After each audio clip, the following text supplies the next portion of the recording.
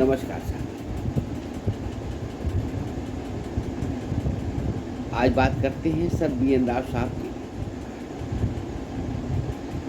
बाबा अम्बेडकर साहब का कद और बढ़ जाए तो बिल्कुल ऐतराज नहीं, बड़ी खुशी है।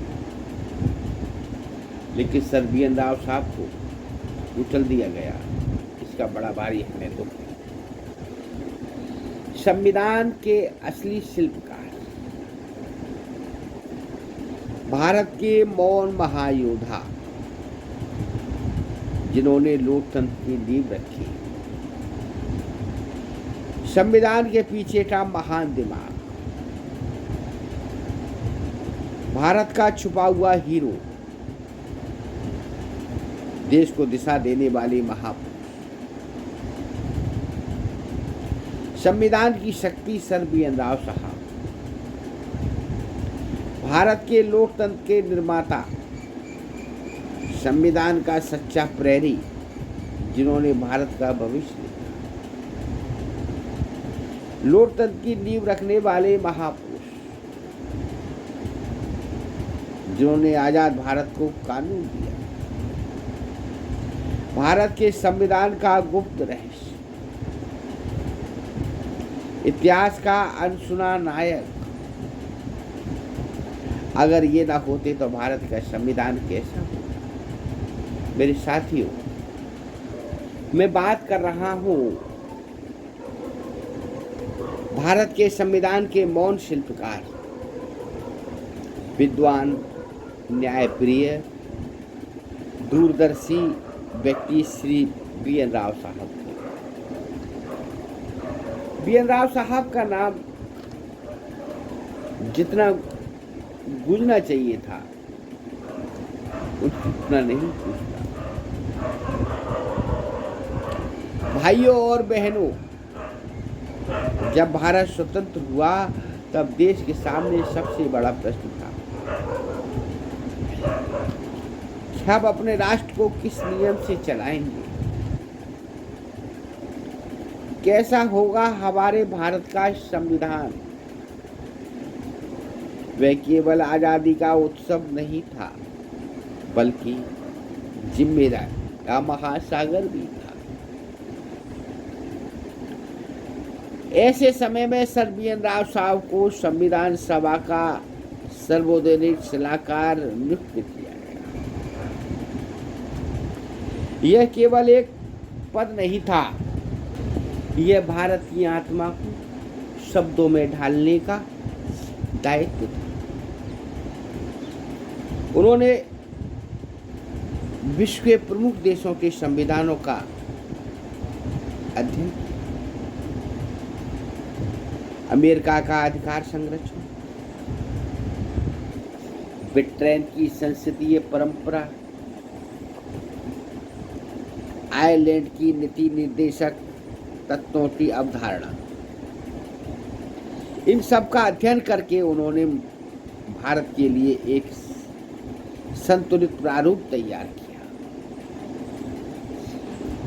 उन्होंने लगभग 60 देशों का संविधान पढ़ा। 60 देशों में से उन्होंने 10 देश अपने लिए। गहन अध्ययन करने के बाद क्या आपको मालूम है, जिन 10 देशों का उन्होंने संविधान लिया, वो 10 देश का संविधान कैसे बनाया गया? वो संविधान हमारे मनुस्मृति के द्वारा बनाया गया, उसको देख करके बनाया। आज हमारे भारत में मनुस्मृति की आप हाल देख रहे हैं, कैसे कैसे लोग उसको जला रहे हैं, फाड़ रहे हैं। कहीं कुछ हो रहा है, कहीं कुछ हो रहा है। ये तो ज्यादा हो रहा। वह केवल नकल नहीं थी, उन्होंने भारतीय परिस्थितियों को अनुरूप विचारों को ढाला। उन्होंने सुनिश्चित किया कि संविधान केवल शासकों के लिए नहीं बल्कि आम जनता के अधिकारों की रक्षा के लिए। उनका योगदान क्यों महान है? क्योंकि उन्होंने वह आधार तैयार किया जिस पर आगे चलकर प्रारूप समिति ने अंतिम रूप दिया। जिस बच्चे की नींव मजबूत होती है शुरू से, वो बच्चा आगे चलकर बड़ा होता है, और जिस बच्चे की नींव कमजोर हो जाती है तो वो सब बेकार हो जाता है। हमारे सर बी.एन. राव साहब ने नींव तैयार की, मजबूत नींव तैयार की। अब बाबा साहब ने कहा था कि कोई भी चीज कितनी भी अच्छी क्यों ना बने, उसको यूज करने वाले गलत हैं तो उसका कोई परिणाम नहीं निकलता। कोई चीज कितनी भी बुरी क्यों हो, अगर उसको यूज करने वाले अच्छे हैं तो उसको अच्छा लगता है। ऐसे उन्होंने न्यायपालिका की स्वतंत्रता, मौलिक अधिकारों की मजबूती, संसदीय ढांचे की संतुलित व्यवस्था, इन सभी विषयों पर गहन विचार किया।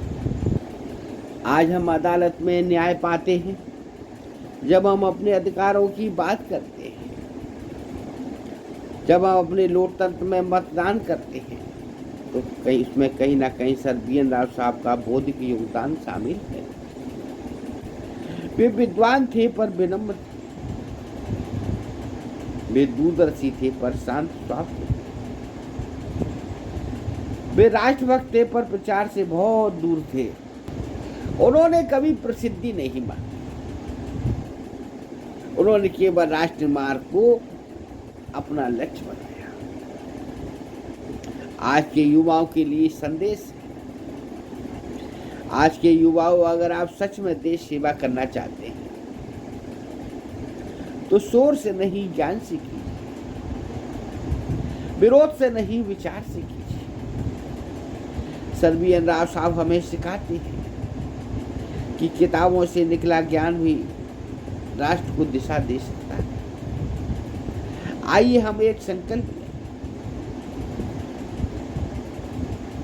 हम संविधान का सम्मान करेंगे, हम कानून का पालन करेंगे, हम समानता और न्याय के मूल्यों को अपनाएंगे, क्योंकि यह उस महान पुरुष के प्रति सच्ची श्रद्धांजलि है